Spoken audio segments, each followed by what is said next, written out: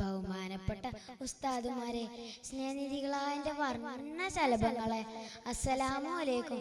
പാട്ടുകളാലും കഥകളാലും നിർമ്മിക്കപ്പെട്ട ഈ ജലാനിയ ഫെസ്റ്റിന്റെ വേദിയിൽ ഞാനൊരു കൊച്ചു കഥ പറയാം. ശ്രദ്ധിച്ച് കേൾക്കുമല്ലോ. പേരിന് പിന്നിലെ പോരും. ഇതാണ് എൻ്റെ കഥയുടെ പേര്.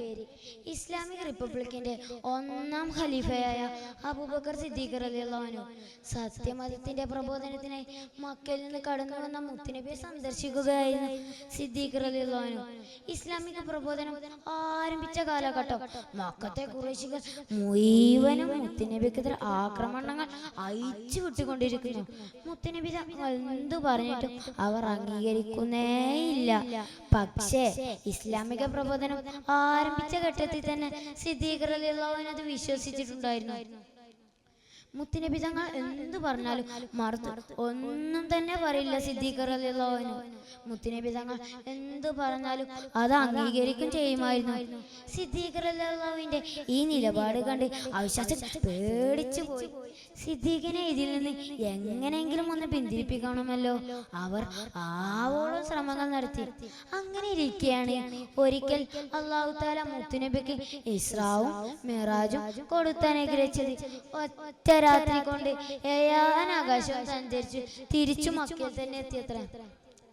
ഈ വാർത്ത അറിഞ്ഞ ഖുറൈശികൾ ആലോചിച്ചു, സിദ്ദീഖിനോട് പറയാൻ പറ്റിയ അവസരമാണല്ലോ. അവർ നടന്നു അബൂബക്കറിന്റെ അടുത്തെത്തി. അല്ലേ അബൂബക്കറെ, നിന്റെ മുത്തുനബി തങ്ങൾ പറഞ്ഞത് നീ കേട്ടോ?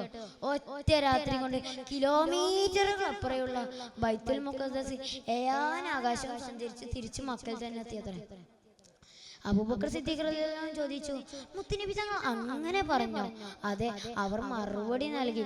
യാതൊരു കൂസലുമില്ലാണ്ട് അബൂബക്കർ റളിയല്ലാഹു അൻഹു സിദ്ദീഖ് റളിയല്ലാഹു അൻഹുവിനോട് പറഞ്ഞപ്പോൾ സിദ്ദീഖ് റളിയല്ലാഹു അൻഹു പറഞ്ഞു, എന്നാൽ മുത്തുനബി തങ്ങൾ അങ്ങനെ പറഞ്ഞോ? എന്നാൽ ഞാനത് വിശ്വസിച്ചു.